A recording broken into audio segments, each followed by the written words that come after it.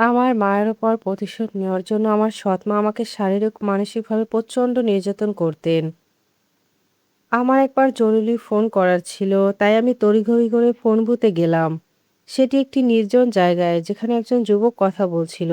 আমি তাকে ফোন ছাড়তে বললাম, আমাকে ফোন করতে হবে। সে বলল না। সে আমার সাথে বিরক্তিকর কিছু ভাষা ব্যবহার করেছিল। তাই আমি তাকে মারলাম। আমি তাকে খুব বাজেভাবে মারলাম। এরপর আমি গ্রেপ্তার হলাম। আর এরপর আমার ৭ বছরের জেলও হলো। যখন আমি বিচারের জন্য অপেক্ষা করছিলাম, তখন আমি ইসলাম গ্রহণ করি। আমি ওই ৩ বছর ৯ মাস ইসলাম অধ্যয়ন করলাম প্রতিদিন। এটাই ছিল আমার কাজ। দক্ষিণ ক্যারোলাইনার কারাগারে ১ম শ্বেতাঙ্গ ইমামও হলাম আমি। সে কারণে আমাকে মৃত্যুর সম্মুখীনও হতে হয়েছে। কমিউনিটিতে আমি খুবই পরিচিত ছিলাম। কিন্তু একজন ব্যতিক্রম ছিলেন। একবার তিনি আমার পিছু নিলেন আর আমাকে ছুরি দিয়ে আঘাত করলেন। এটা আমার হাড় ভেদ করে ৩ মিলিমিটারের জন্য আমার হার্টে লাগেনি। আমি দক্ষিণ ক্যারোলাইনার গ্রিনভিলে বড় হয়েছি। খ্রিস্টান হিসেবে জন্ম, বেড়ে ওঠা, গির্জায় বড় হয়েছি। ইচ্ছা ছিল যুবমন্ত্রী হওয়ার, মানে খ্রিস্টান মন্ত্রী। তারপর অন্য ধর্ম যাচাই করতে থাকলাম, কোনো উত্তর না পেয়ে রাস্তায় এসে পড়লাম। রাস্তার জীবন। ১৮ বছর বয়সে আমি ইসলাম গ্রহণ করি। সেই থেকে আমি চেষ্টা করছি যত বেশি মানুষকে সাহায্য করতে পারি। ইসলাম গ্রহণের পূর্বে আমি একজন মেথডিস্ট খ্রিস্টান ছিলাম। এটি খ্রিস্টান ধর্মের প্রথাগত একটি সংস্করণ। আপনি যেমনটা ভাবছেন ঠিক তেমনটা নয়। কোনো চার্চে গেলে আপনি দেখবেন লাফালাফি, চিৎকার, চেঁচামেচি। এটাই ছিল আনুষ্ঠানিকতা, অনেকটা ক্যাথলিকদের প্রার্থনার মতো। তো এসব বিষয়ের কারণে আমি শেষ পর্যন্ত মিশনারি কার্যক্রমের অংশ হতে চেয়েছিলাম। কিন্তু ১৬ বছর বয়সে আমি ঝুঁকে পড়ি পেন্টিকস্টাল মতবাদের দিকে। বড় হওয়ার সময় আমি সেটাই বিশ্বাস করতাম যা আমাকে শেখানো হতো। আমি তীর্থবাদে বিশ্বাস করতাম। আমি বিশ্বাস করতাম বাইবেল হলো স্রষ্টার একমাত্র সত্য বাণী। এটা ছিল স্রষ্টার নির্ভুল বাণী। যেমনটা মুসলিমরা কোরআন সম্পর্কে বিশ্বাস করে, এই বিশ্বাসগুলোই ছিল আমার ধর্মীয় চিন্তার মূল। কিন্তু এগুলোই একসময় আমাকে খ্রিস্ট ধর্ম থেকে দূরে সরিয়ে দেয়। যখন আমি বাইবেল পড়ি এবং বুঝতে পারি এটা বাইবেলের শিক্ষা নয়, বাইবেল তীর্থবাদ শিখায় না, যিশু তীর্থবাদ শেখাননি, তাই বাইবেল কোনো নির্ভুল গ্রন্থ নয়। এই গ্রন্থটি ভুলে ভরা। খ্রিস্ট ধর্ম থেকে ইসলাম গ্রহণ করার মাঝের সময়টাতে আমি একরকম ধর্ম থেকে মুখ ফিরিয়ে নিয়েছিলাম। আমি স্রষ্টায় বিশ্বাস করলেও ধীরে ধীরে নাস্তিক হলাম। আমি নাস্তিকতার সাথে স্রষ্টায় বিশ্বাস করতাম। আমি স্রষ্টায় অবিশ্বাস করতে কখনোই রাজি ছিলাম না। কারণ চারিদিকে দেখছিলাম, আমার দাদা সবসময় আমাকে বলতেন, চিত্রশিল্পী ছাড়া যেমন চিত্রকর্ম হয় না, তাই কোনো কারণ ছাড়াই সৃষ্টির অস্তিত্ব থাকতে পারে না। তাই আমি সবসময় স্রষ্টায় বিশ্বাস করতাম। কিন্তু আমার মনে হয়েছিল স্রষ্টা এই পৃথিবীকে সৃষ্টি করে নিজ গতিতে চলতে দিয়েছেন। মানে তিনি সবকিছু সৃষ্টি করেছেন এবং হস্তক্ষেপ করেননি। তিনি সৃষ্টি করে ছেড়ে দিয়েছেন, তিনি সবকিছু ছেড়ে দিয়ে দেখছিলেন কি হয়। আর তাই আমি ঈশ্বরের উপর কিছুটা বিরক্ত হয়ে পড়ি। র্যাপ মিউজিকের দিকে ঝুঁকে পড়লাম, হিপ হপ মিউজিকে আসক্ত হয়ে পড়লাম। আমি র্যাপের হিপ হপ স্টাইলের জীবনধারায় ঢুকে পড়েছিলাম। আর একবার আমি স্কুলে সমস্যায় পড়েছিলাম। আমি আসলে গ্রেপ্তার হই সেই সময়। আমি আসলে আমার রাগের জন্য গ্রেপ্তার হই। আমি খুব রাগী তরুণ ছিলাম, শৈশবে নির্যাতিত হওয়ার ফল। আমার বাবা মা আলাদা হয় খুব ছোটবেলায়। ৩ মাস বয়সে আমার মা আমাকে ছেড়ে চলে যান। ৬ বছর ধরে তিনি আমার জীবনে ছিলেন না। ৬ বছর বয়সের আগে আমি তাকে দেখিনি, তো আমি আমার বাবার কাছে বড় হই। তারপর তিনি আবার বিয়ে করেন। আমার সৎ মা, তিনি ছিলেন আমার মায়ের স্কুল জীবনের শত্রু। আমার সৎমা ছিলেন বধির আর আমার মা, তারা একই স্কুলে পড়েছেন। বধির হওয়ার কারণে আমার মা তাকে নিয়ে ঠাট্টা করতেন। আর আমার মায়ের উপর প্রতিশোধ নিতে গিয়ে সৎমা আমাকে নির্যাতন করতেন, শারীরিকভাবে, মানসিকভাবে, সব দিক দিয়ে। আমার একমাত্র আবেগ ছিল রাগ, তাই আমি রাগ ছাড়া আর কোনো অনুভূতি করতে পারতাম না। আমি খুবই রাগে ছিলাম। সে সময় আমার ব্ল্যাক বেল্টও ছিল, তো আমি ব্ল্যাক বেল্টধারী ছিলাম।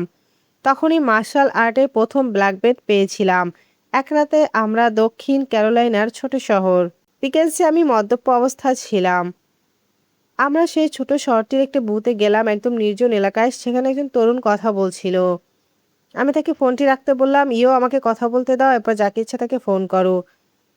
কিন্তু এখন আমাকে একটু দাও। সে বলল না। সে এমন কিছু বলল যাতে আমি বিরক্ত হই এবং রেগে যাই। এরপর আমি তাকে মারধর করি। তাকে মারধর করি খুব বাজেভাবে। বহু দিন ধরে পুষে রাখা রাগকে বের করে দেওয়া বলে যাকে, যেটা আপনি অনেকদিন ধরে চেপে রেখেছেন, সেটা একেবারে বিস্ফোরণের মতো বেরিয়ে আসে। আমি সেই তরুণকে মেরে হাসপাতালে পাঠালাম। তারপর গ্রেপ্তার হলাম। আমি বন্ড দিয়ে জেল থেকে বের হয়েছিলাম। শহরটি খুব ছোট ছিল, মাত্র ২ জন বিচারক ছিলেন। সেই তরুণ ছিল তাদের একজনের সন্তান। তো তারা আমার বিরুদ্ধে হত্যাচেষ্টার অভিযোগ আনলেন। এটা খুবই গুরুতর অভিযোগ ছিল। তো আমাকে বিচারের মুখোমুখি হতে বলা হলো, কারণ আমি কোনোভাবেই হত্যাচেষ্টার এই অভিযোগ স্বীকার করতাম না। আর এজন্য আমি আদালতে গেলাম ১৯৯৯ সালের ফেব্রুয়ারিতে। আর আমি যথেষ্ট ভাগ্যবান ছিলাম, আলহামদুলিল্লাহ। আমার দাদি একজন আইনজীবী ঠিক করলেন, আর তারা মামলাটিকে হালকা করতে পেরেছিলেন। যদিও এটি সত্য যে আমি আগে কখনো সমস্যায় পড়িনি, এটি প্রথম ঘটনা। কিন্তু তারা বিষয়টি প্রমাণ করতে চাচ্ছিলেন, কারণ ছেলেটি ছোট্ট শহরের বিচারকের ছেলে ছিল। তারা তাদের হত্যা মামলার অভিযোগকে পরিবর্তন করে শুধু আঘাত ও মারধরের মামলা করে। পরে আমাকে ৭ বছরের কারাদণ্ড দেওয়া হয়। আমি খুঁটিয়ে খুঁটিয়ে বাইবেল পড়তে শুরু করি। আমি বিজ্ঞানও পড়ছিলাম, কারণ বব জোন্স বিশ্ববিদ্যালয়ে ভর্তির প্রস্তুতি নিচ্ছিলাম। এটা ছিল একটা বিখ্যাত বিবিলিক্যাল কলেজ, সাউথ ক্যারোলাইনায়, আমার নিজ শহর গ্রিনভিলে। এটা পুরো বিশ্বে পরিচিত। আর আমার পড়াশোনার মূল বিষয়বস্তু ছিল টেক্সটুয়াল ক্রিটিসিজম, যার মাধ্যমে বাইবেলের সবচেয়ে প্রাচীন পাণ্ডুলিপি ইত্যাদি নিয়ে গবেষণা করা হয়। তাই বাইবেলের গভীরে ঢুকে পড়ার ফলে আমি বুঝতে পারি এটি আসলে, এমনকি একজন পণ্ডিতের দৃষ্টিকোণ থেকে এটি খুব গ্রন্থ নয়, এটি মানুষের রচিত। আর যেভাবে এটি প্রজন্ম থেকে প্রজন্মে পৌঁছেছে, তাতে অনেকটা বিকৃতি ঘটে গেছে। তাই আমি সিদ্ধান্তে পৌঁছালাম যে কোনো মতে বাইবেল স্রষ্টার বাণী নয়, কারণ এটি নিখুঁত কোনো গ্রন্থ নয়। এ কথাটাই আমি বলেছিলাম বব জোন্স ইউনিভার্সিটির এক অধ্যাপককে। তার সাথে আমার আলোচনা হলো, তাকে একটি প্রশ্ন করলাম, যুক্তিসঙ্গত একটি প্রশ্ন। বললাম, স্রষ্টা কি নিখুঁত? তিনি বললেন হ্যাঁ। আমি বললাম, ঠিক আছে, যদি স্রষ্টা নিখুঁত হন, তাহলে স্বাভাবিকভাবে যা কিছু স্রষ্টার পক্ষ থেকে আসে তার নিজেও নিখুঁত হওয়া উচিত, তাই না? তিনি বললেন হ্যাঁ। বললাম, তাহলে কি বাইবেল নিখুঁত? বললেন না। একজন নিখুঁত স্রষ্টার যদি কোনো গ্রন্থ না থাকে, তাহলে তার গ্রন্থটি নিখুঁত হতে হবে। যদি এটি নিখুঁত না হয়, তাহলে এটি স্রষ্টার থেকে নয়। এর কিছু অংশ স্রষ্টার কাছ থেকে আসতে পারে, যেখানে মানুষের রচিত অংশগুলো রয়েছে। আর আমরা যদি দুইয়ের মাঝে পার্থক্য করতে না পারি, তাহলে বলা যায় না এই গ্রন্থটি আপনার বিশ্বাসের স্তম্ভ। এটাই যুক্তিসঙ্গত। এটাই ছিল আমার সমস্যা। খ্রিস্ট ধর্ম ত্যাগ করে ইসলামের পথে আমার যাত্রা শুরু হয়। নিঃসন্দেহে সেটি ছিল একটি প্রেরণা, না হলে এটা কখনোই ঘটতো না। অন্য ধর্ম সম্পর্কে পড়াশোনার কারণেই এটা ঘটেছে। কিন্তু আমি প্রমাণ খুঁজছিলাম। আমার জীবনে এমন অবস্থায় পৌঁছেছিলাম যে আমি আর কোনোভাবে ঠকতে চাইনি। বিশ্বাস করতাম স্রষ্টার কোনো ধর্ম থাকলে তার প্রমাণও থাকবে, আমাদের কাছে স্পষ্ট, বাস্তব ও দৃশ্যমান থাকবে। আমার দাদা আমাকে শিখিয়েছিলেন, তখন তিনি ছিলেন না, তিনি মারা গিয়েছিলেন। কিন্তু আমার মনে আছে তিনি বলেছিলেন, কেউ যদি বলে যে সত্য বলেছে, তাহলে তার কাছে প্রমাণ চাইবে, কারণ সত্যের সবসময় প্রমাণ থাকে। তাই আমি অন্য ধর্মের বিষয়ে খোঁজ নিচ্ছিলাম, ইহুদি, হিন্দু, বৌদ্ধ ও তাওবাতের মতো সব ধর্মই মনে হচ্ছিল যেন বিরোধপূর্ণ তথ্য উপস্থাপন করছিল। আমার মতে স্রষ্টার অবশ্যই শুধু প্রমাণ থাকলেই হবে না, বরং সেটিকে যৌক্তিক হতে হবে, আরও সহজ হতে হবে, এবং কিছু প্রমাণও থাকতে হবে, আর সেগুলোকে নিখুঁত হতে হবে। সেই পর্যায়ে না হলে আমি কোনো কিছু গ্রহণ করতাম না। আমি ইসলামের খোঁজ পাই। আমি বলবো না যে সে আমার খুব ভালো বন্ধু ছিল, সে আমার পরিচিত ছিল, আর সে মুসলিমও ছিল বটে। আমি অনেকদিন পর সেটা জেনেছি। তার বাড়িতেই একদিন ধর্মের ধারণাটি উঠে আসে। সে জানায় সে একজন মুসলিম। আমি অবাক হয়ে যাই। সে ছিল আফ্রিকান আমেরিকান। আমার ধারণা ছিল শুধু আরবরাই মুসলিম হয়। সে আমাকে শুক্রবারে জুমার নামাজে যেতে বলে। তো আমি ১৯৯৭ সালে ডিসেম্বর মাসে আমার শহরের মসজিদে গেলাম। সেখানে আমি খুতবা শুনলাম। খুতবা খুবই সুন্দর ছিল, খুবই সুন্দর, মিথ্যা বলবো না। সেটি ছিল আল্লাহর ক্ষমা নিয়ে। কিন্তু তা আমাকে সন্তুষ্ট করার জন্য যথেষ্ট ছিল না, কারণ আমি ইতিমধ্যে অনেক সুন্দর সুন্দর খ্রিস্টীয় উপদেশ শুনেছি। তাই আমি ইমামকে নামাজের পরে বললাম, আপনার ধর্মের সত্যতার প্রমাণ আছে? বললেন হ্যাঁ। তিনি আমাকে তার অফিসে নিলেন, আরেকটি কোরআন দিলেন। আমি বললাম, এটা কি? তিনি বললেন, আল্লাহর বাণী। বললাম, আমি এটি সম্পর্কে জানি, আগেও কয়েকবার এটা শুনেছি। বললাম, আমাকে নিজের মতো করে এটি বুঝতে দিন, বাড়িতে গিয়ে নিয়ে পড়ে দেখব কি হয়। আমি কোরআন নিয়ে পড়তে শুরু করলাম। আমি প্রথম সূরা শুরু করলাম, সূরা ফাতিহা। আমার মনে হলো স্রষ্টার কাছে প্রার্থনার মতো। কিন্তু দ্বিতীয় সূরার দ্বিতীয় আয়াতটি আমাকে কোরআন পড়তে বাধ্য করে। সেখানে আছে এটি সেই গ্রন্থ যাতে কোনো ভুল নেই। তাই আমি সেটাকে ভুল প্রমাণ করতে চাইলাম, কারণ আমি বিশ্বাস করতাম ইসলাম সত্য ধর্ম নয়। আর আমি সূরা বাকারায় আরও একটি চ্যালেঞ্জ পেলাম, তোমরা যদি এই গ্রন্থ নিয়ে সন্দেহ থাকে তাহলে এটির মতো কিছু নিয়ে আসো, অথবা এটি যদি আল্লাহ ছাড়া অন্য কোনো কারো কাছ থেকে হতো, এতে অনেক অসঙ্গতি দেখতে পেতে। অর্থাৎ গ্রন্থের একেবারে শুরুতেই এতগুলো চ্যালেঞ্জ রয়েছে। পৃথিবীতে কোরআনের মতো আর কোনো ধর্মীয় বাণী নেই। গ্রন্থের সূচনা হয়েছে পাঠকদের চ্যালেঞ্জ জানিয়ে যে এর কোনো অসঙ্গতি বা ভুল নেই, চেষ্টা করো, দয়া করে প্রমাণ করুন। আমি বেশ ভালোভাবেই চ্যালেঞ্জটি নিলাম।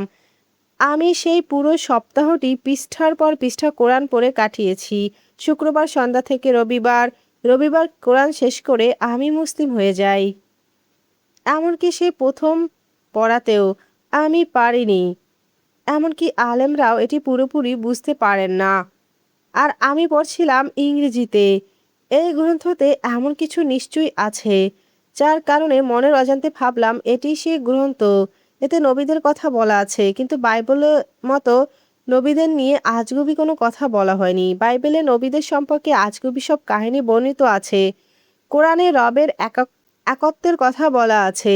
এতে যিশু ও তার প্রচারিত বার্তার কথা বলা হয়েছে। বাইবেলে এমনটা খুঁজে পেয়েছিলাম, খুবই সহজ সরল ছিল সেটি।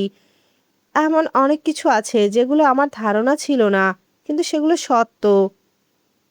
স্রষ্টা এক, তারই ইবাদত করা উচিত।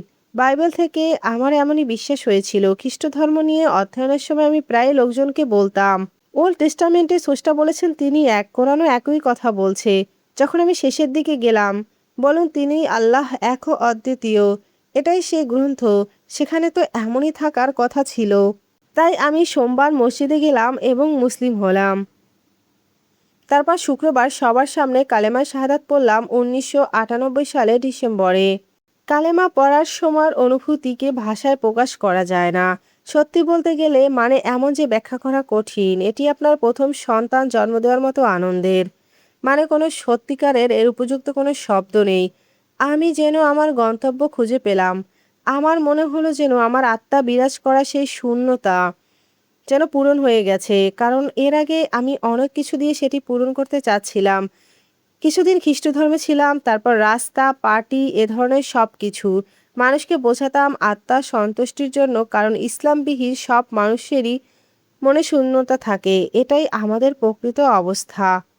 আমি মানুষকে বলতে চাইতাম, আপনি যদি ইসলাম ছাড়া কোনো কিছু দিয়ে সেটি পূরণ করতে চান, সেটি হবে সৈকতে গিয়ে বালু দিয়ে সমুদ্র ঢাকার মতো চেষ্টা। আপনি যতই বালু ঢালুন না কেন, আপনি কখনোই তা পূরণ করতে পারবেন না। কখনোই না। প্রকৃত স্বভাবে ফিরে আসলেই সেটি কেবল পূরণ করা সম্ভব। আর সেটি হলো রবের ইবাদত করা। আমার ভালো লাগলো, যেন শান্তি খুঁজে পেলাম। আমার সকল ক্রোধ, মনের উন্মাদনা যেন নিমিষেই শান্ত হয়ে গেল, যেন শূন্যতা পূরণ হলো। আমার তখনকার বন্ধুদের থেকে আমি তাদের থেকে দূরে দূরে থাকতাম, কারণ তারা আমাকে সাহায্য করেনি। তারা আমার সাথে সেই রাত পর্যন্ত ছিল যখন আমি সেই তরুণকে মারছিলাম। তারা আমাকে তিরস্কার করেছিল। পুলিশ এলে তারা আমাকেই কটূক্তি করলো। তাই আমি সবার সাথে সম্পর্ক ছিন্ন করেছিলাম। আমার দাদি ও বাবাকেই তখন বলিনি যে আমি মুসলিম হয়েছি। আমি জীবনটা সুন্দর করতে চাচ্ছিলাম। আর 1 মাস পর আমার দাদি যখন দেখলেন সবকিছু, তিনি দেখে বললেন, তোমার পরিবর্তন হয়েছে, আমার কথা বুঝছো, আমি ভদ্র মার্জিত হয়েছি, বেশি বেশি সাহায্য করেছি, ভালো কাজ করার চেষ্টা করেছি। তিনি বললেন কিভাবে সম্ভব? তখন আমি তাকে বললাম আমি মুসলিম হয়েছি। তার কথা ছিল, তোমার সাথে পুরোপুরি একমত নই, কিন্তু এটাই যদি তোমার পরিবর্তনের কারণ হয় তাহলে এটাই করো। আর আমার বাবা বললেন, তুমি বড় হয়েছো, তোমার সিদ্ধান্ত নিতে পারো, তুমি এটা নিয়েই থাকো। আমি 25 বছর ধরে মুসলিম। এখনো বাবার সাথে কথা হয়। 25 বছর ধরে তাকে দাওয়াত দিচ্ছি, তিনি এখনো ইসলাম গ্রহণ করেননি। আল্লাহ তাকে হেদায়েত দিন। কিন্তু তিনি খুবই খুশি যে আমি মুসলিম। তিনি বলেন, ইসলাম তোমাকে তোমার সেরা অবস্থানে নিয়ে এসেছে। তিনি মানুষকে গর্ব করে বলেন, আমার ছেলে মুসলিম। সে সারা বিশ্ব ঘুরে ঘুরে মানুষকে সাহায্য করে, দাতব্য কাজে জড়িত, সে উদ্বাস্তুদের শিবিরে যায়। এ পর্যন্ত আমার শহরে 2বার বক্তৃতা দিয়েছি। প্রতিবারই বাবা প্রথম সারিতে ছিলেন, তিনি এসে প্রথম সারিতে বসতেন। আমি নতুন মুসলিমদের এটাই বলি, মানুষকে বলে বেড়ানোর দরকার নেই, বরং কাজই যেন বলে, তোমার কাজই যেন বলে তুমি মুসলিম হয়েছো। এটাই হলো পার্থক্য।